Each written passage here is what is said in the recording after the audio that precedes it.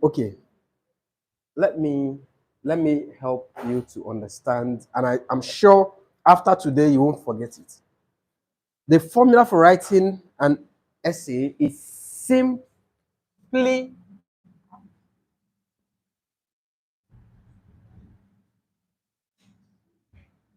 the formula is P1, P2, P3, and P4. This is the formula. Please, do you understand this? Just this. Then if I ask you, please, what are the components or constituents, or what are the makeup, or what is the makeup of each of these guys? That's when you then begin to tell me the first is to paraphrase. Then you also are expected to have your thesis or background statement.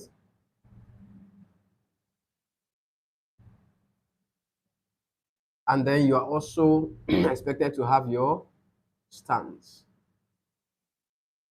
right? Then this stance can be view or opinion or suggestion.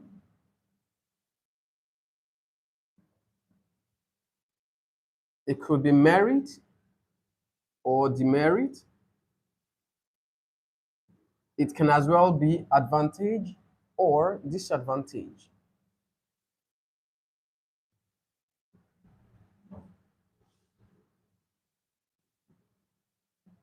Then your paragraph 2 should have a topic sentence, a body paragraph, and an example. But because the word example is an informal word, we now make use of instance. Second, the third paragraph also has the same thread as paragraph 2. So you are expected to have another topic sentence, then the body paragraph, and another example. Then because IELTS says avoid repetitions, that's why we are now using illustration instead of instance. Then your fourth paragraph, simply put, needs you to show off your conclusion and your stance. Whatever you must have written in paragraph 1, you're bringing it down to paragraph 4, but in a rephrased form. Please, do you understand this? This simply means your essay should have 4 paragraphs. Please do not write more than 4. Do not write less than 4. 4 paragraphs is what is basic in IELTS. Let me explain what some other experts will consider this formula to be. Some other experts will tell you that in essay writing, you should have an introduction, which is your P1. You should have 2 body paragraphs where you give your points, whether to agree or disagree or discussing both sides or establishing reasons and all that. Then your last paragraph is your conclusion. That's what some other experts will say. But I was able to coin or draft or craft this particular formula. Now, the introduction, there are 3 sides of the introduction. The first is you copying the question, but not word for word. You are to rephrase the question. That's why we have the first component of your paragraph 1 to be paraphrase. Now, after your copying of the question in a rephrased manner, you are expected to establish what you plan to do in your essay. And that's why we have the thesis or background statement. And for you to establish your thesis or background statement, you don't just copy the question and then you look at it and you say, okay, I will be writing to. No. You should plan the essay, have your points laid down first.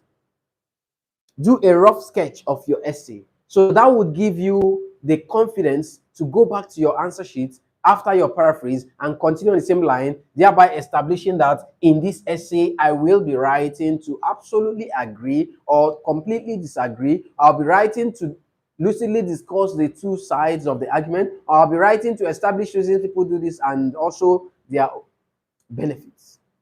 So you are giving reasons.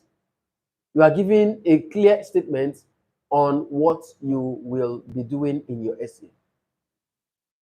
Now, this thesis background statement should not end with a full stop, right? It ends with what? The semicolon. Now, after the semicolon, you also need to pick up the opinion you must have drafted on your question paper as rough work and write on your answer sheet. So whatever opinion you've drafted out, after the semicolon of your thesis or background statement, you then bring in your opinion or view or suggestion. And at that point, your full stop comes in. Then that will be the end of your paragraph 1. Please, do you understand this part?